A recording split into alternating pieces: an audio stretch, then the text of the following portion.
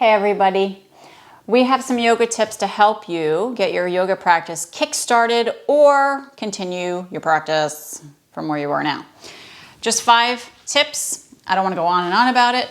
I'm trying to nip this for you right in the bud. But these are the most common things I would say that the questions that people have for me when they come to yoga. What are you going to need? Here's a question that has twofold. Because if you're at home, you might need a different amount of things than when you're in a studio space. But in general, these are the things that you might want to think about. A yoga mat, yoga blocks, a strap, and a blanket.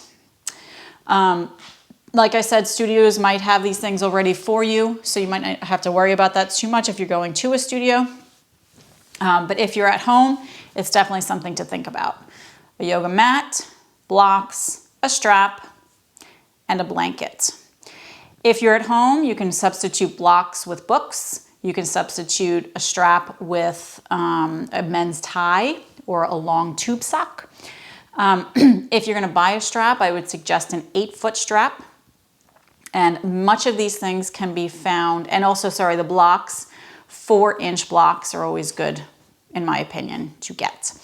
A lot of these things can be found if you shop on Amazon. Yogaaccessories.com is a really good resource. Hugger Mugger is another good resource. But I do find Yoga Accessories tends to have pretty much all of what we need. So there's that. So those are the things that you're going to need.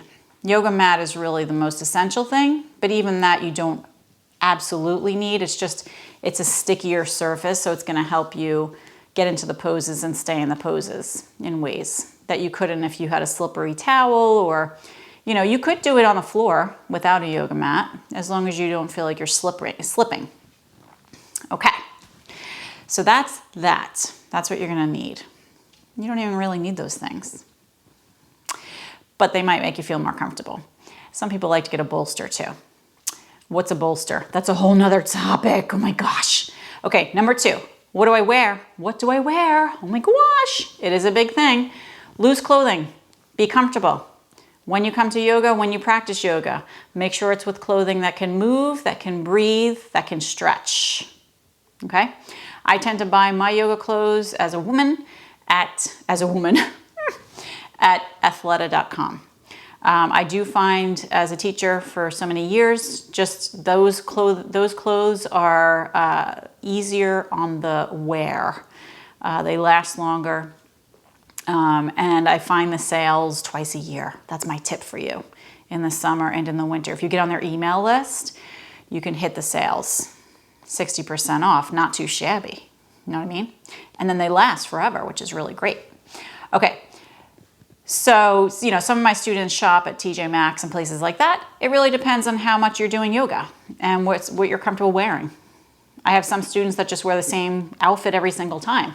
That's okay too, if you're doing once, twice a week. Okay? No judgment, no judgment. All right, so what type of yoga should I do? It's really your practice, your call. So do some research on the different types of yoga that there are. A video that you can watch is Yoga Unveiled, and you could probably find bits of that on the internet. I'm not really sure, but you can rent it from your local library. It's called Yoga Unveiled, and it's about 3 hours long. It will tell you everything that you ever wanted to know about yoga and what you didn't want to know as well. So get your popcorn ready for that one. But every type of yoga branches off of the base Hatha yoga. Hatha is the base of all yoga types. So my recommendation is to study up on the different types. Don't overthink it.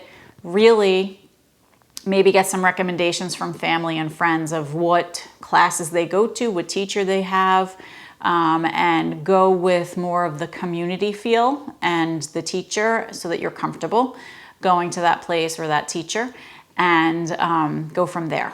Don't overthink the type of yoga. That's just my personal recommendation for you. Find a buddy.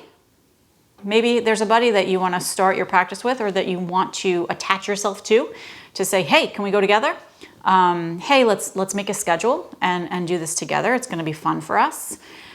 So those two things are really good to put together. Put it on your schedule. That's an extra tip there. And maybe talk to or go with a buddy to yoga. Maybe you're practicing at home and you say to this buddy of yours, hey, I'm going to practice today at this time. Do you want to talk afterwards about it and, talk about what you felt or what you went through? I do recommend that you get into some kind of a community with it. It's very helpful and it's really rewarding to be a part of a community. My little tip there. And then just the fifth tip, find a mantra that works for you.